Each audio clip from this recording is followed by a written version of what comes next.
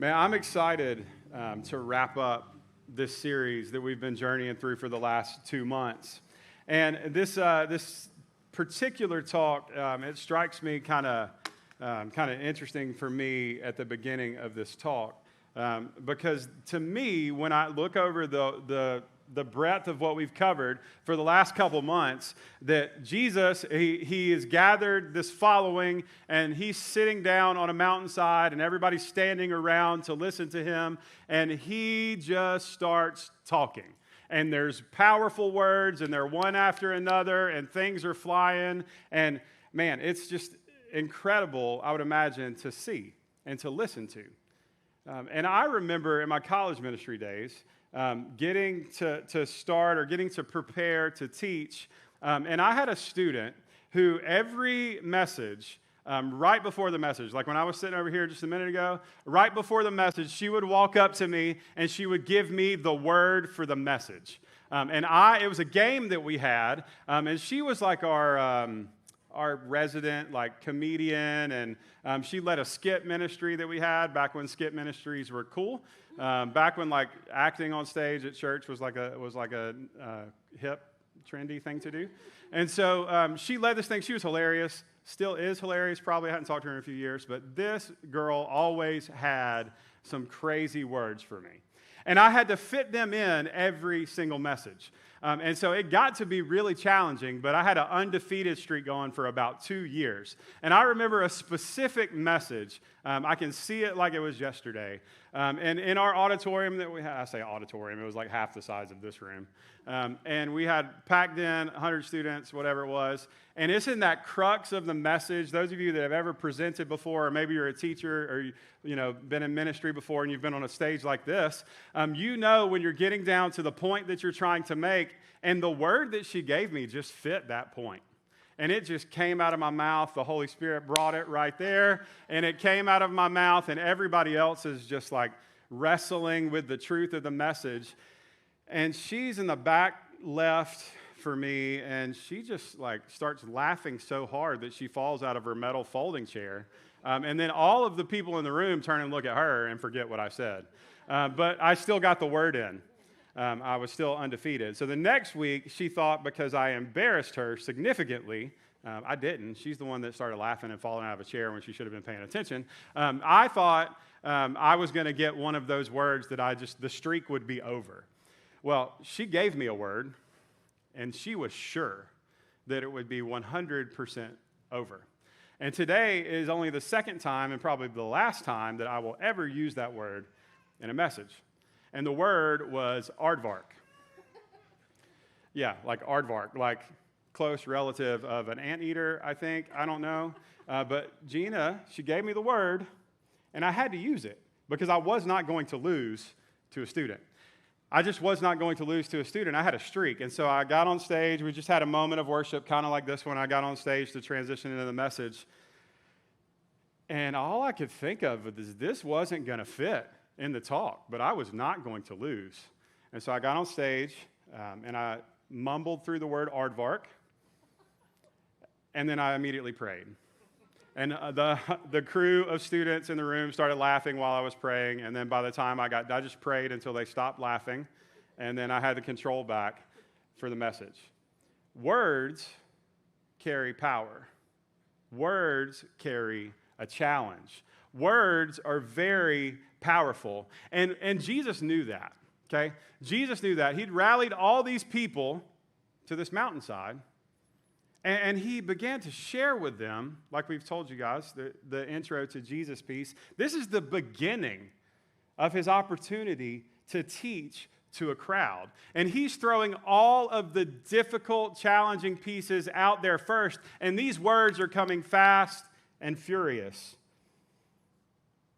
Jesus knew that words carried meaning and that they were powerful. John, one of Jesus' closest friends, opens up his letter or his gospel by calling Jesus the Word. And later on in John chapter 1, he calls Jesus the Word that became flesh, that came to live here for us. Jesus knew what words mattered the most, and he knew what words would strike a chord in his people. or people that were around his people that were kind of wondering what this life that he was talking about was like. These words are powerful, reliable, and true. And you know, there's certain words inside of the teachings of Jesus that we've looked at over the last couple weeks. They're just striking. They cause you to just stop in your tracks when you read them, or you see them, or you talk about them, or you use those words. You forget the context around them. There's certain words that as people that we're just drawn to. There's certain words that hold positive or negative connotations for us in our life. They just do something to us. They trigger something in us, whether it's good or bad, and it keeps us from missing the context around it. And the words that we're going to look at today, there is one of those striking, almost shocking words that when we read this, we stop at that word and we miss the back half of what Jesus is trying to get across. But I personally have some trigger words. I don't know about you, but I have some words that in my life have been negative or positive, that have maybe, if they're negative, sent me into a tailspin, or maybe if they're positive, they pump me up a little bit more than I need to be inflated, if you know what I mean. One of the first trigger words or phrases for me is the word can't. Now, I know that's two words for you grammar people. It's a contraction. It's two words, cannot. But when I was a kid, I remember 6 or 7 years old, sitting in the car with my grandfather, just me and him, and he would instill in me all of these things. It was like the word of the day as we were on the way to the restaurant that he wasn't supposed to eat at because of his cholesterol issues. And so we'd be in the car, and it was this journey to almost put into me or place into me this idea that can't never could, that can't was not an option for Jason. It was just not an option. Jason was supposed to be able to do every single thing possible. And that word, though, if you hold on to it a little too tightly, like I did coming up, you begin to say yes to everything because there is nothing that you can't do, or nothing that you won't try, or nobody that you won't help. And so your boundaries get shot. Can't, for me, is a positive trigger word because it helps me to remember things about my grandfather. But it's a negative word because it keeps me from relying on the Holy Spirit that's inside of me to do the work. Here's another one. This might be funny for most of you. It's probably going to be funny. It's the word bike. I can't ride a bike. And I was a part of the feature last summer in Foundation Kids, and I still can't ride a bike. Our video team did a great job of making it look like I could ride a bike, but I can't, and I probably won't. But when I see a bike, I don't even have to read the word bike or hear the word bike. When I see a bike, it reminds me of things that I failed at. Here's another one. Here's another word. And this one is something that even Aaron did not know. For several years, I took care of my mom as she was in the last stages of her life in a nursing home. She passed away 8 years ago this week. And almost every time the last couple years that I was there, she asked me, and this phrase just sticks out. It's still shocking to me to even say it. It's taken years for me to even talk to my wife about it. But when she would say the phrase, wedding pictures. Hey, Jason, you still got mine and your dad's wedding pictures? Yeah, Mom. Somewhere. I don't know. I might still have them. I might have thrown them away. I really have no idea. But wedding pictures. Do you have the wedding pictures? And that was a trigger for me. That was a powerful word for me. It might not mean much to you, but it was a powerful word for me in my context because it reminded me of a failed marriage that they had. And it reminds me of all the issues that I've had growing up because of the subsequent issues that they had, right? So words and phrases are powerful, and they can keep you in a tailspin. But then there's also positive words. There's 3 positive words that I can think of right now off the top of my head that inflate me a little bit more than I probably need to be inflated, right? I hear the term compassion quite a bit, if I'm honest. I hear the serving term kind of gets me in a good spot, but also in not necessarily a great spot because it sometimes makes me think higher of myself or of us than I should, right? And then the last one is responsibility. And I value responsibility really highly. And so when any of my kids step out of line or out of that responsibility, it's really hard for me to bite my tongue and not say something. But over time, you all know that if you get on your kids for every little thing that they do in building that responsibility to do all the things you ask them to do, it's just, you're not going to have a good relationship with them. So words are powerful. Words carry meaning, and Jesus knew that. And Jesus we're about to read what could be a trigger word, right, in that culture and in our time today. We're about to look at this word. It's in Matthew 5, verse 10. Matthew 5, verse 10. It'll be on the screen. Blessed are those who are persecuted because of righteousness, for theirs is the kingdom of heaven. Blessed are those who are persecuted because theirs is the kingdom of heaven. And I don't know about you, but the word persecuted or persecution is that shock word for me here in the passage. The first time I read it in preparation for this message, I could not continue past it. When I read it, it was blessed are those who are persecuted. And then all the questions in my head started. That word stops me in my tracks. I dug down deep into that word this week, and when our Western American ears hear that word, it's a completely different message, in the 21st century than it was for Jesus in the first century. And as a pastor who has friends with missionaries, the second thing I think about is the persecuted church around the world. There are millions of Christians that are persecuted on a daily basis for what they believe around the world. And then there's, 2021 here in Noonan. Is it different? So I'm just stopping at that word. And I think when our American ears hear this, we begin to associate things with persecution in our culture that weren't necessarily meant by Jesus and the ancient writers of the text back in their day. So we take meanings and move them all over the place when we look at just this word. So in the biblical context, and it'll be on the screen, here's what it means. The word persecution in this biblical text means this: to pursue, persecute, or to systematically oppress or harass a person and or group. So it has this connotation of a forward movement. It's going to be something that I continue to do. The systematically piece there is I'm going to set up a system, right? I'm going to set up a system to purposefully oppress people that I don't like for whatever reason. And this was something that was common in that culture. Because Jesus, in a second we'll read, Jesus points back to some previous persecution that these guys would have known about.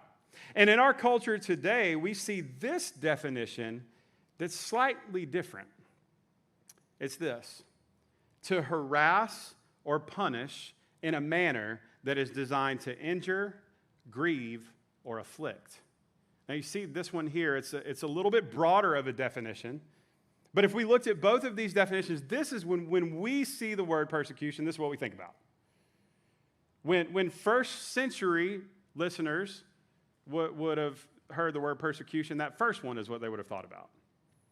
So if we look at it as a whole, or we make it almost persecution as an umbrella, we should have a decently large list of things in our heads that we're putting under that umbrella. Here's some examples: oppression, potentially discrimination, physical harm, or even death. And personally, to me, the real paralyzing thought, and this is where I immediately go when I hear the word persecution, that there are Christians all over the globe that are being persecuted today in unfathomable ways that we here turn a blind eye to. Consider these stats. Consider these stats. And I just pulled them from a reputable mission organization that deals with the persecuted church. Every day, 13 Christians worldwide are killed because of their faith. Every day. And if you do the math and you see how many are killed in a year and killed in a decade, and so on. Every day, 12 churches or Christian buildings are attacked somewhere in the world. And every day, 12 Christians are unjustly arrested, imprisoned, and another 5 are abducted. And I believe these stats are just dealing with an adult population. And in the marketing that this company or this ministry does, it's everywhere in their marketing. 1 in 8 Christians around the world are persecuted somehow. That's, for instance, if there's a row where there's 8 of you, I think this section over here is rows of 8. That means if it's a full row, 1 of you is persecuted. I talked to a friend of mine this week who's a missionary, and lately he's done significant work with a persecuted church. And I just sent him a message. I was like, hey, man, like I can't get past this word. I can't get past this word. And he sent me an email and had some thoughts in there, and this was the thing that struck me the most, and I'm going to put it on the screen. My friend said this. He said, the persecuted church prays for us in the West to be faithful witnesses and to share the gospel as often as possible because we are free to do so. They pray we are bold and have zeal to take the good news or the story of Jesus out daily. Okay. We could put everything up and go home, but there's so much more to this text. That right there is just the piece about persecution. Now, if we were to just stop at that buzzword, like blessed are those who are persecuted, that's not very hopeful. There's just a lot that's still left behind the word persecuted that we got to dig into. So I start to think, why is this happening? Why are people around the world, and in that matter, why are people in our community, quote unquote, persecuted? Why does this happen? Why does this happen? Is it just for their belief in Jesus? Probably not. The belief in Jesus started potentially the persecution, but I think it's because these followers of Jesus, it's not just words that they say, it's not just things that they believe, but it's how they live. It's how they live. But this message today is about you and me. This message is not just for the persecuted church of our day or Jesus' day. This is about us. And there's a ton of things that I really believe that Jesus wants to pour into us here today. Matthew 5, verse 10. Blessed are those who are persecuted because of righteousness, for theirs is the kingdom of heaven. Now, once we get past that shock word of persecution, we can see the persecuted because of righteousness piece. Now, what in the world does that mean? You're probably thinking, Jason, I don't know, I didn't grow up in church. This might be the first time you've ever been to a church. You don't understand what righteousness is. Here it is. Here it is in a simple, non-churchy way. Living right by God. Living in a way that lines up with everything, if you've been with us the last 7 weeks, living in a way that lines up with what we've learned and what we've journeyed through and what Jesus has taught. Living in a way, this is simple. Righteous living is simple to say. It's really hard to do, but righteous living is when somebody, a follower of Jesus, orients their entire life around Jesus. They put their entire life, nothing is off limits. Nothing is off limits. They orient their entire life around Jesus. Family time, work, everything. Every minute, second, hour of your day is oriented to what God's will for your life is that day. And that's where it can get tough, right? And because Jesus has been stacking us up to get to this point. And I'm going to pull back some of the highlights from the last 7 weeks.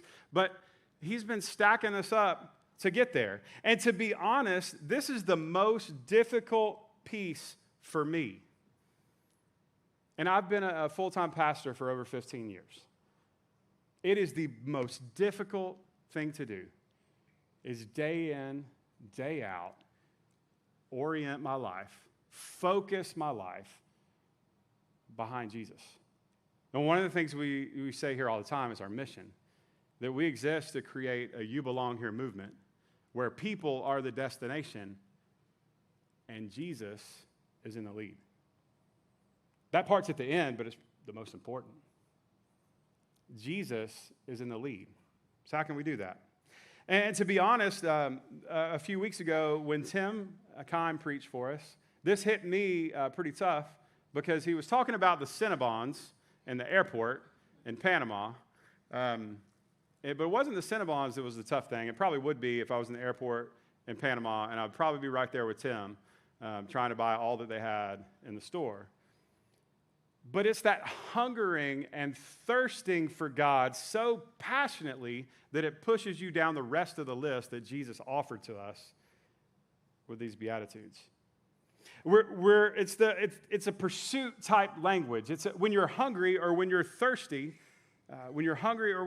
like there's folks that I'll see in downtown or they'll come by our office and they're thirsty or they're hungry and they need something and they know that the ice cream truck's there and it's either Robin or I that'll be like, we're there to give, like, it sounds crazy, but that's some of the only food they have for that day. They are hungry in pursuit of food. It's easy to use that food analogy, but are we hungry in pursuit of what Jesus has for our life? Or do we wake up every morning thirsting, all right, God, what do you have for me? And I'll just be honest. That's not my week most of the time. If I'm having a solid week, that's like 3 out of 7. And most of the time, Sundays are not one of the 3 out of the 7. Just being honest. Here's a better way to put it. John Piper, a renowned pastor, said it this way. He said this, it'll be on the screen. The hunger is beginning to be satisfied by an overflow of mercy, a pure heart, and a power to make peace. So the righteousness longed for in verse 6 of Matthew chapter 5 is given in the form of mercy, like Clint talked about, in purity, like Michael talked about a few weeks ago, and in peacemaking, like Mark talked about last week. The result is persecution for that righteousness, for that very righteousness. Righteousness is all about, like we say here at Foundation all the time. Here's what it is. Righteousness is about taking big boy steps and baby steps. Big boy steps, big girl steps, and baby steps to get to those big steps. Now, we've taken the churchiness out of it, but it's the same concept. Is we're going to step down that path. We're going to hunger and thirst for righteousness. We're going to be merciful, and that's tough. Clint gave an incredible message a few weeks ago about mercy. We're going to be pure in heart, and being pure in heart, the promise that's attached to that, the pure in heart, get to see God. Get to see God. You can count on just a few fingers the number of actual people who have ever seen God. But the pure in heart, that is their promise. That's their promise. Man, and peacemaking. If anything points to Jesus more than peacemaking, I don't know what it is. That peacemaking piece that Mark talked about last week, man, I've been thinking about it all week. Mark mentioned this last week. He said the example that he gave was stepping up to ask his daughter for forgiveness after he raised his voice. Like, I yell at my kids all the time. Not even just raise my voice. There was so much work in my head that had to be done this week. Just with peacemaking in my own house. Simply put, as we grow in our pursuit of Jesus, we're going to begin to look a lot more like him. And remember, as Jesus has been building this teaching, what we've been looking at the last couple months is this is a description of what it looks like to be a follower of Jesus. This isn't an optional thing. Jesus continues in verses 11 and 12 of Matthew 5, and he offers us some clarity that I think we need to look at. He says this.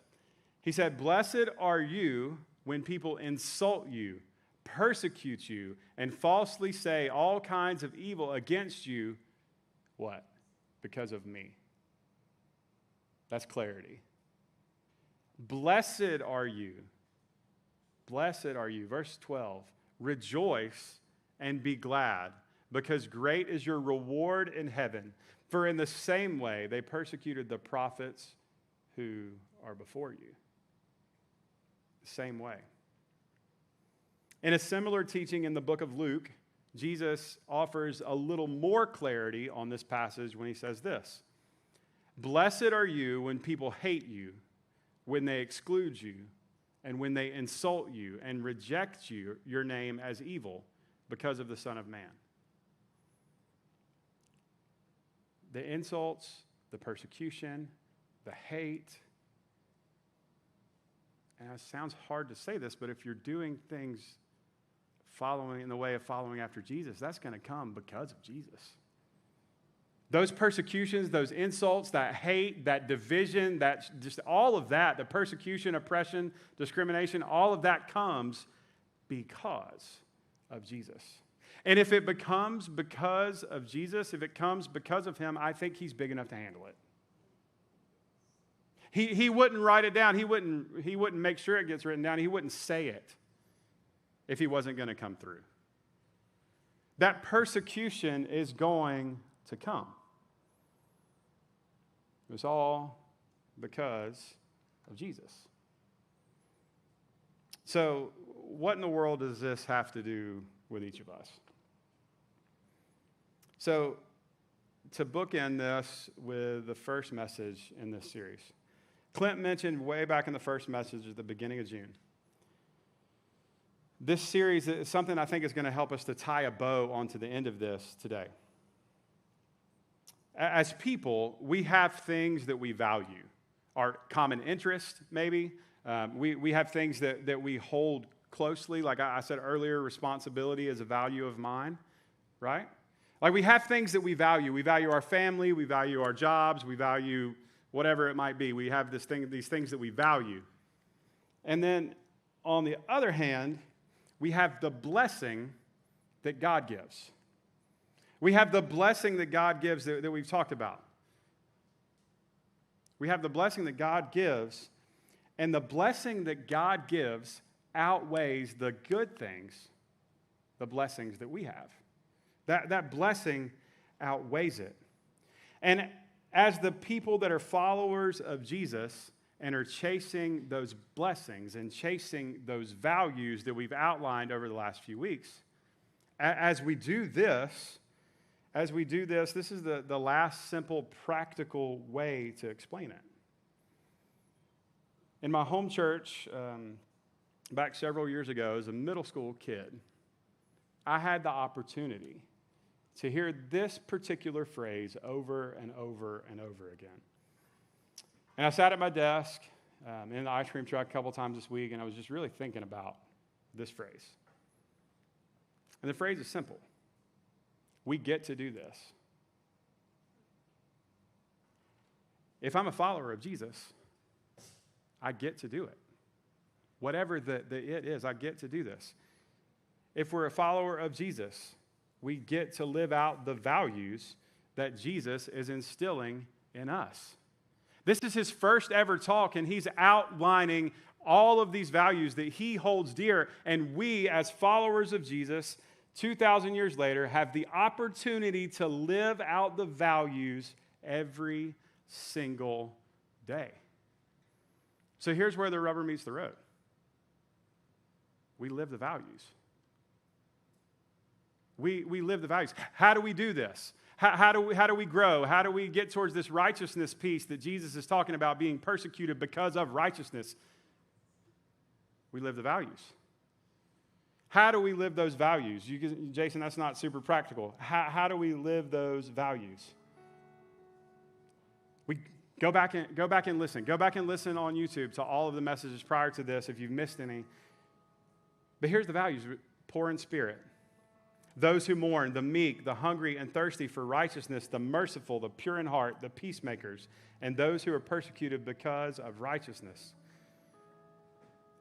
Live those values. And you might be thinking, man, like that is still super vague. We're about to drill down into that. The first thing is we need to have the perspective of the persecuted. When you get to this spot at the bottom of this couple paragraphs, as a follower of Jesus, two things happen. And Jesus mentions one of them. Two things happen. And what Jesus says, the first one is people are going to persecute you.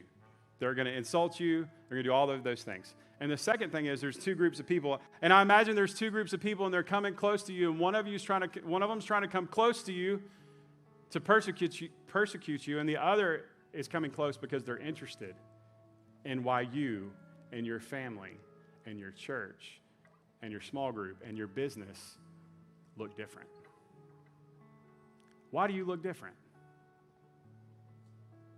The churchy way to say this is persecution or conversion, but the unchurchy way to say it is there's going to be a push and a pull. Because Jesus is not going to lead you down the path towards persecution if he's not going to help you out.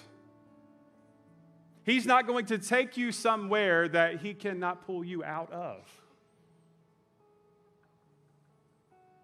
Because if we're all living this way, and to be dead level honest, like if we're all living this way and we're getting pushback from people, we're getting persecution from people, we're getting that because we're living the values.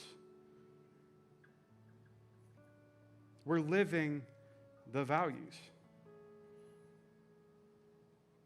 And here's one thing, like we say here at Foundation. People are a destination.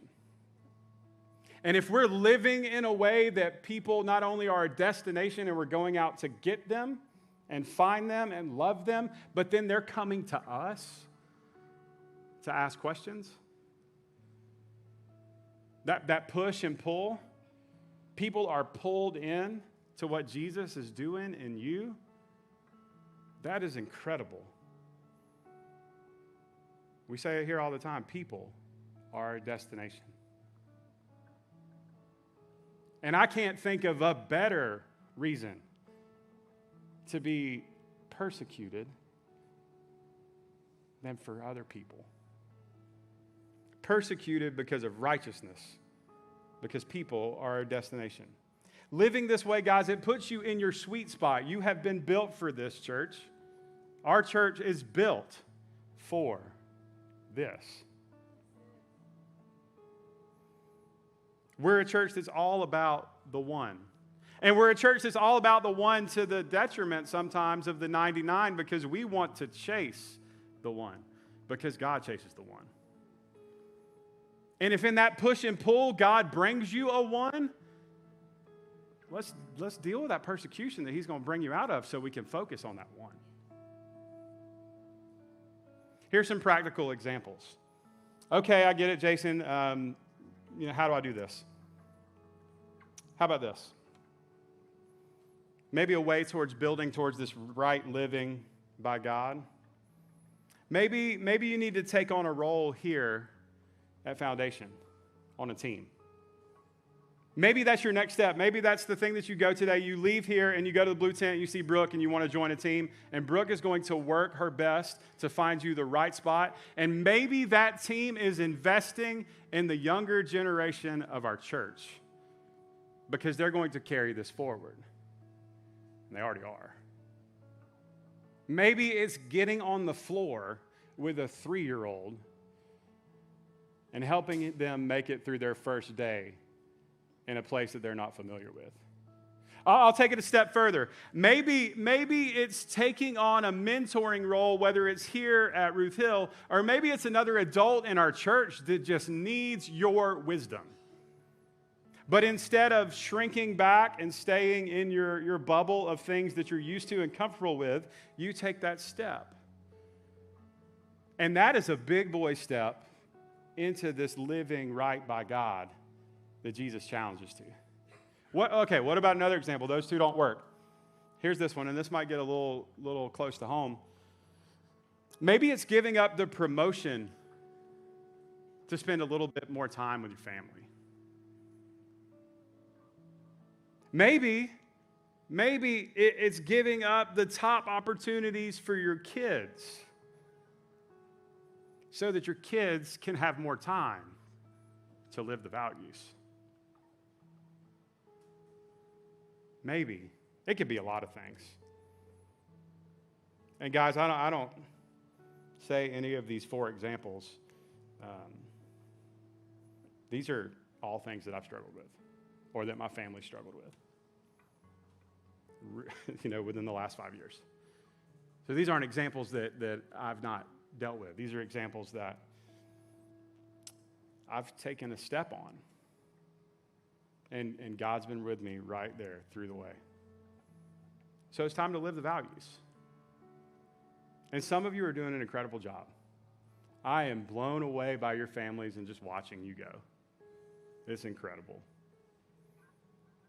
But at the end of the day, it's not just about whether or not we believe in Jesus. It's about what we're going to do with the blessing that we've been given. Because remember, blessed are those who are persecuted because of righteousness, for theirs is the kingdom of heaven. And in the first part of this talk that Jesus gave, when he's talking about the poor in spirit, the promise that he attaches to poor in spirit is for theirs is the kingdom of heaven. And he does that very same thing here, and I don't think it was because he lacked a way to communicate how to wrap up a talk. It was intentional. This has been rattling through my head all week. The promise in the intro of the talk was the kingdom of heaven, and he bookends it in the last promise being the same thing. I think when Jesus repeats things, he means it.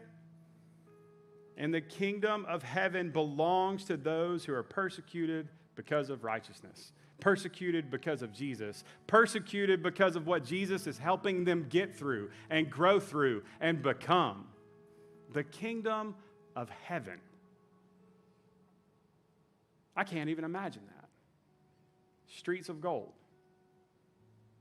Kingdom of heaven is ours for the taking. And we can bring that kingdom of heaven here to earth, too. All week that's been rattling around my head. The people that Jesus talks about in this section of Scripture are his people, the people who will inherit that kingdom. These people are the ones who will allow God to work. These people described in this section of Matthew that we've been spending time in are people that God desires us to be. It's not, though, people that have arrived at perfection, but it's the people who were chasing after Jesus. It's the people who were chasing after the goodness of God, that are chasing after that goodness.